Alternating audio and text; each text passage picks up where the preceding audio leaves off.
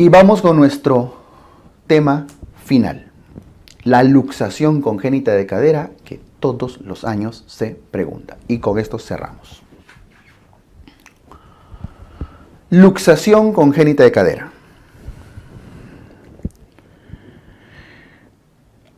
Estas imágenes no corresponden precisamente a un bebé, ¿no? Estamos hablando de congénitos, estamos hablando de los niñitos, de los bebés. Porque aquí ya está bastante calcificado, sus cartílagos bien definidos.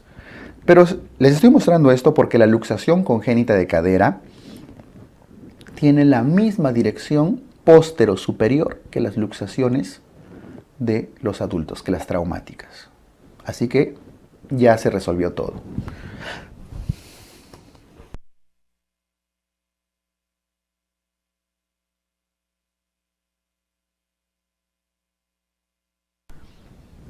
Si tienen claro que la dirección de la cabeza del fémur va hacia atrás y hacia arriba en la luxación congénita, al igual que en la principal luxación traumática,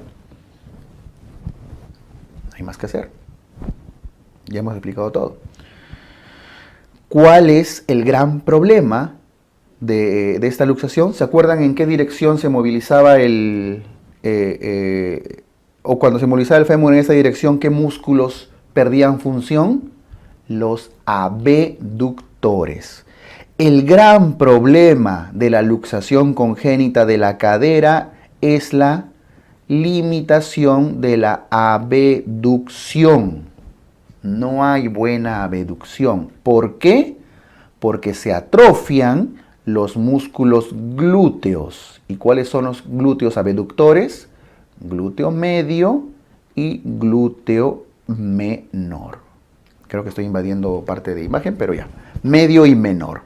Y en contraparte, aunque no tan severo, hay una hipertonía de los aductores. Lo contrario, pues, ¿no? Es lo que ocurría en la luxación traumática, ¿cierto? Ahora, no es que el bebé va a estar en una posición pudorosa, de espalda, no tanto así, porque tampoco es una luxación tan severa. Ojo que los tejidos del bebé, su acetábulo no está completamente formado, etc.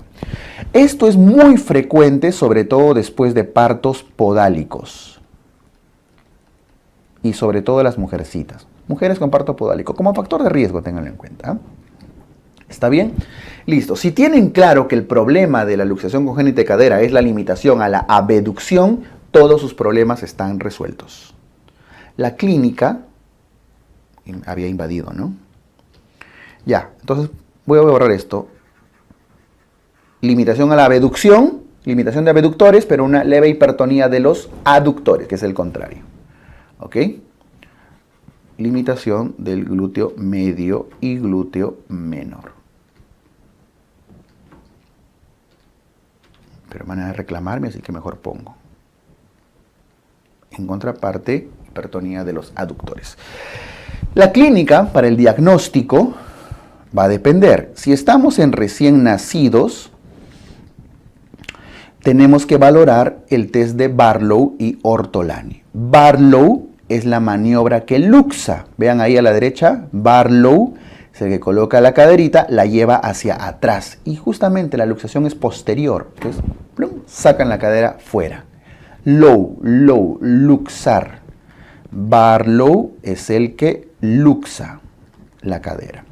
Y Ortolani, orto es enderezar, es el que reduce, ¿cierto? Hacen la maniobra para la que le estaba posterior, lo llevan la palanca para que clic, lo lleven hacia adelante. Ahí está, lo regresan a su lugar. Barlow luxa y Ortolani reduce la cadera luxada. Pero esto se hace dentro de los primeros días del recién nacido. Esto en neonato incluso lo han comentado, ¿cierto? ¿Qué pasa si ya se trata de un niño pequeño, un lactante, un niño menor, un lactante, un preescolar quizá? Se valoran otros datos como las asimetrías de pliegues. Y la asimetría de pliegues está reconocida por el signo de Galeazzi. Asimetría de pliegues, signo de Galeazzi. Y si se dan cuenta, el pliegue más asimétrico es sobre todo el pliegue glúteo. Van a encontrar asimetría de los pliegues a nivel de las rodillas, en la visión anterior y todo, pero el glúteo, mire, un lado tiene pliegue glúteo acá y el otro no. ¿Por qué? Por limitación, por atrofia de los músculos glúteos. Hay asimetría de los miembros inferiores, que es justamente lo que el signo de Galeazzi demuestra, la asimetría de los miembros inferiores, pero en general asimetría. Despliegues, sobre todo los glúteos, signo de Galeazzi. Ya está. ¿Qué pasa si el niño ya es un niño más grandecito? Si ya es un niño que camina, niños mayores, se realiza el test o la prueba de Trendelenburg, que es eso que están mostrando ahí. Trendelenburg. ¿Qué muestra Trendelenburg? Trendelenburg dice, el de la izquierda es normal. Cuando una persona, un niño, lo ven caminar, levanta el pie derecho, como están viendo ahí, los abductores de ambas caderas mantienen el equilibrio. Bueno, mantiene derecho con ayuda de otros músculos más, ¿no? Pero hace que no nos desviemos hacia el otro lado. Si nosotros levantamos el pie derecho, los músculos abductores del lado izquierdo se tienen que contraer para mantener el cuerpo derecho. Pero ¿qué pasa si ese músculo está atrofiado? Imagínense solo un miocito. Ahí está, una fibra muscular. El paciente levanta el pie derecho y se inclina a un lado. ¿Por qué? Porque sus abductores están atrofiados. Entonces eso clínicamente fortalece el diagnóstico. No termina de diagnosticar, ¿ah? Entonces, para concluir esta parte, bebés, Barlow Ortolani. Niños pequeños, lactantes, asimetría de pliegues glúteos, signo de Galeazzi. Niños que caminan, prueba de Trendelenburg. ¿Qué demuestra la prueba de Trendelenburg? La atrofia de los músculos glúteos. ¿Está bien? Ok. Para confirmar el diagnóstico necesitamos imágenes. Puede ser ecografías o radiografías. Si el bebé tiene menos de 3 meses de edad, lo ideal es ecografía. Y en la ecografía van a poder demostrar que la cabeza del fémur está fuera de su lugar. Pero si el bebé tiene más de 6 meses, tienen que tomarle una radiografía porque ya está osificando y la ecografía no va a tener buenos resultados. El problema es este, acá hay una ventana. Entre los 3 y 6 meses va a depender del grado de osificación del bebé, pero siempre se empieza primero con una ecografía que es menos irradia menos, ¿no? Lo que sí, más de 6 meses la ecografía va a ser muy poco probable que tenga algún resultado. Lo pueden intentar, pero lo ideal es radiografía. Al menos de 3 eco, más de 6 radiografía. Si les preguntan de 4 o 5, tomen la ecografía. Sería lo primero a realizar. En la ecografía, bueno, van a poder ver directamente con el ecógrafo la cabeza del fémur fuera de su lugar. Y en la radiografía hay muchos signos radiológicos, pero les voy a mostrar solo algunos. Se trazan unas líneas, la línea vertical de Perkins debe decir, la línea de Perkins es una línea que ven, pasa por el borde lateral de lo que sería el centro de osificación de la cabecita del fémur, ¿no? Así se ve en la radiografía. Este es el lado normal, ¿eh? Ahí está el otro lado, la otra línea de Perkins. Y se traza una línea horizontal por debajo de lo que sería el hueso ilíaco, en el borde inferior del hueso ilíaco. Miren que aquí el hueso coxal todavía no se ha formado, ¿eh? Ilíaco, pubis e isquion, están separados, ¿no? Por debajo, ahí está, línea horizontal de Hilgenreiner. Lo voy a... Hilgenreiner. Yo me acuerdo usualmente porque dice, las líneas verticales son de Perkins, de línea parada, P de parada, P de Perkins, y la horizontal es de Hilgenreiner, H de horizontal, H de Hilgenreiner. Lo normal es que la cabeza del fémur esté en el cuadrante interno, como están viendo en este lado normal, ¿cierto? Pero cuando está fuera de ese cuadrante, como en el otro lado, aquí ni siquiera se ve. Lo más probable es que la cabecita esté, quién sabe, por acá, ¿no? Cuando la cabecita está en ese lado, como en esa imagen de la derecha, Está fuera del cuadrante. Debería estar acá, donde estoy poniendo el puntero. Pero está fuera. Listo. Luxación. Fuera de los cuadrantes de Perkins y Hilgenreiner, ¿no?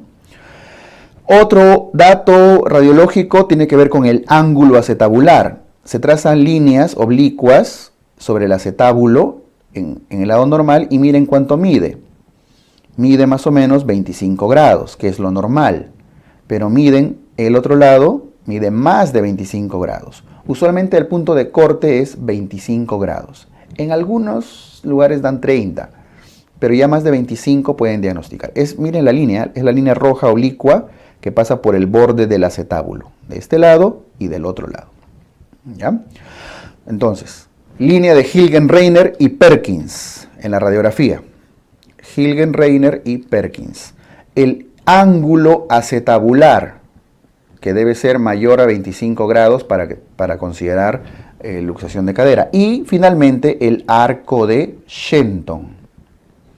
El arco de Shenton es este arco que se forma entre el fémur, lo que sería el cuello, la cabeza, y el pubis. Entre el pubis y el fémur. Y debería ser, como en este lado normal, un arco continuo. Vean al otro lado también, la línea verde. Pero cuando el arco es discontinuo, vean, la cabeza del fémur está por un lado y el pubis está por otro, no hay forma acá de dibujar una línea continua. Al otro lado tampoco, vean la línea verde, pubis y fémur. Hay una discontinuidad del arco de Shenton.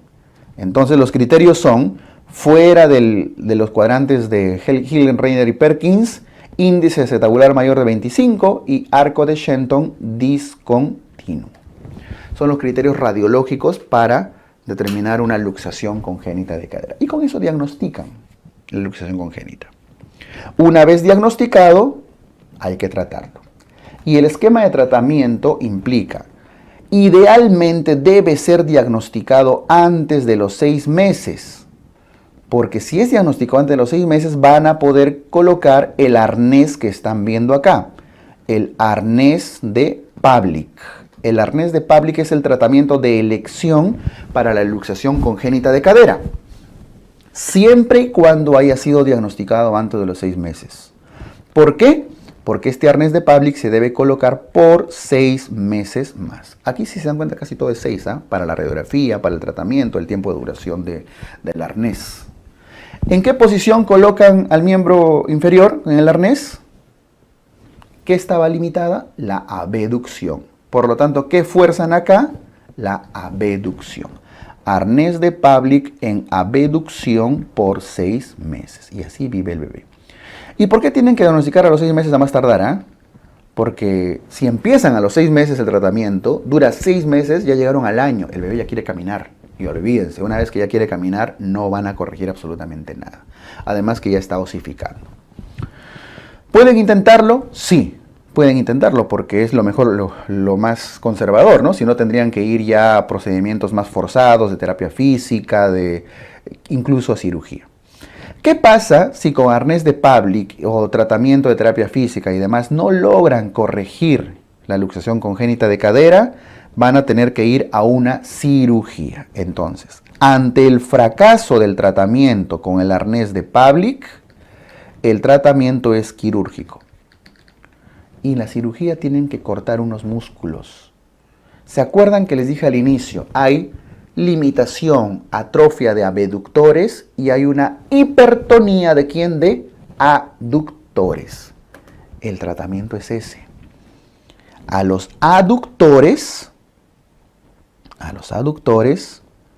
los tienen en ese puntito, les tienen que hacer una sección, no cortar todo, liberar fibras para que se relaje la aducción.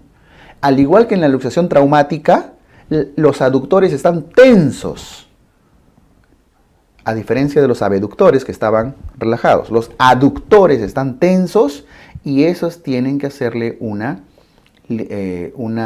tenotomía, o sea, cortar fibras tendinosas para que se relaje y la posición del miembro inferior del bebé se vaya enderezando y eso pueda ayudar a corregir la posición. No es curativo 100%. Si no lo diagnosticaron temprano y no lo corrigieron temprano, ya esto es para ayudar a que no crezca una cadera deforme. Pero ya, entonces el tratamiento quirúrgico es liberación capsular, porque hay que liberar la cápsula articular, más, esto es lo importante, tenotomía. Tomía, corte de los tendones. ¿De quién? De los aductores. Ese es el tratamiento, probable tratamiento quirúrgico que va a tener un bebé que no pudo ser corregido correctamente con un arnés de Pavlik. Muy bien.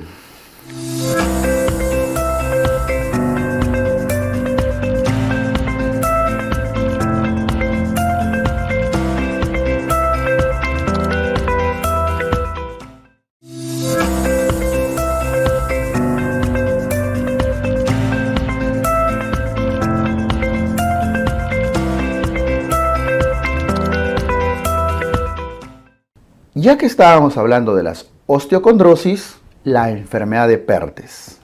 ¿Qué es la enfermedad de Perthes? Es una necrosis de la cabeza del fémur que sigue la secuencia de las osteocondrosis, es decir, es una osteocondrosis de la cabeza del fémur.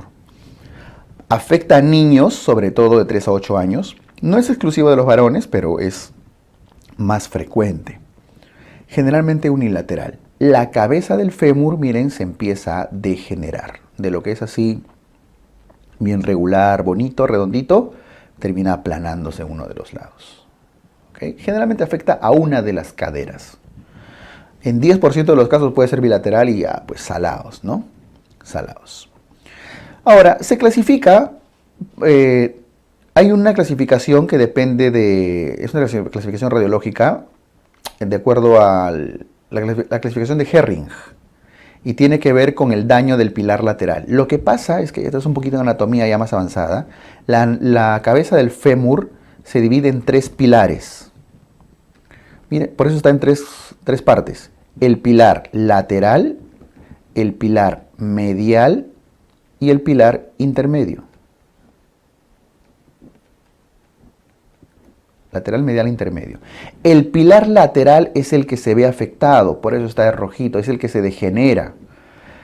Puede ser un pilar A, un Herring A, cuando el pilar lateral no colapsa, un Herring B, vean el texto, cuando se colapsa el 50% del pilar, o hasta el 50%, y un Herring C, cuando ya hay un colapsamiento de más del 50% del pilar lateral.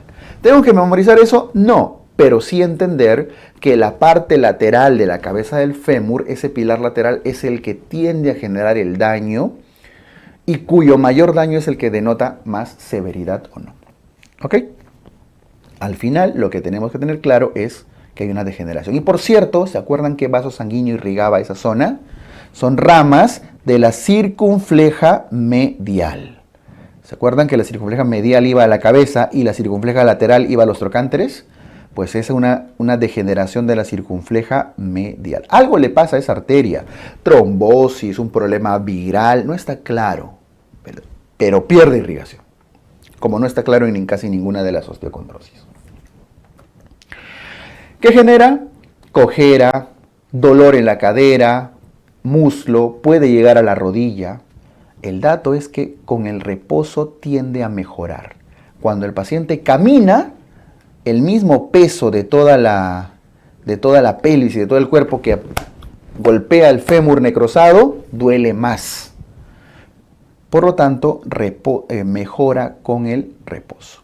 ¿Está bien? Con el reposo. Ahora, no siempre. La radiografía puede salir normal al inicio. ¿Por qué? Porque la radiografía recién va a salir positivo cuando hay cambios estructurales. Y eso pasa a veces meses después o semanas después, cuando ya el tejido empezó a recalcificarse. Quizá al comienzo no notan nada. Cuando ya encuentran datos, encuentran el signo de la uñada de Waldenstrom. O simplemente signo de Waldenstrom. ¿Qué es el signo de Waldenstrom? Uñada de Waldenstrom es cuando le metieron uña, pues, ¿no? O sea, se ve en la radiografía, no hay una acá, pero se ve el pilar lateral colapsado. O sea, un hueso incompleto, como si le han metido uña. Signo de Waldenstrom. Monse, ¿no? Es tardío, muy tardío, y ya es tarde. Ya es tarde, muy tardío. O sea, ya fue, pues, ¿no? Ya se necrosó. Y si ya encuentran esto es porque ya el tejido se malogró. Lo más, ahora, podrían haber hecho algo, no necesariamente. Lo más precoz es la gammagrafía, porque ojo que la gammagrafía empieza a detectar siempre los primeros cambios en la perfusión de un tejido. Ahí la gammagrafía se empieza a hacer positiva. Por eso la gammagrafía es más precoz. Es parecido a la osteomielitis, ¿ya? El tratamiento básicamente es reposo y tracción. Él tiene que reposar, pero traccionado. ¿Por qué? Para alejar la cabeza del fémur del acetábulo y ese proceso de regeneración no le genere una artrosis con la cadera. O sea, prácticamente tienen que dejar que curse, que siga el curso natural de enfermedad, porque el hueso va a volver a hacer esto, va a seguir este proceso de acá. Esto es, como diría Thanos, es inevitable, ¿cierto? Pero lo que pueden hacer es evitar que toda la articulación se malogre. Entonces, traccionan el fémur para que tenga cierto mejor pronóstico, y es lo que están haciendo acá. De hecho, incluso el paciente, la abducción es la posición recomendada, y es un problema porque a veces los niños tienen que estar mucho tiempo así, abducidos. Caballero en casa, ¿no? Porque imagínense en una sociedad medio complicada como la que tenemos, tener que ir al colegio así, ¿no es cierto? Entonces, prácticamente pasa semanas o meses perdidos. El tratamiento es reposo con tracción. Ya la forma, digamos, complicada de la enfermedad de Perthes tiene que ver con la formación de una articulación, la coxa magna, que es cuando ya el fémur y el acetábulo se volvieron prácticamente una sola masa, que ya prácticamente no es muy funcional. Eso va a generar mucho dolor y cojera a lo largo de la vida de la persona, y en algún momento podría tener que necesitar quizá una prótesis en la adultez, tal vez. ¿Está bien? Listo. Esto con enfermedad de Perthes, a veces lo preguntan.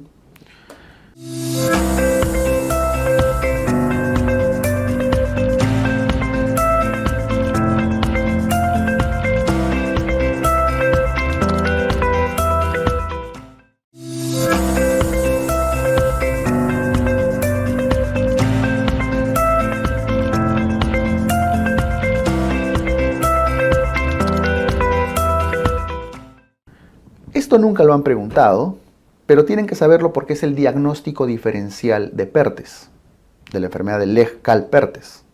Es la epifisiolisis femoral. Desagreguen el nombre. Epífisio, estamos hablando de la epífisis, es decir, prácticamente la cabeza del fémur, ¿no es cierto?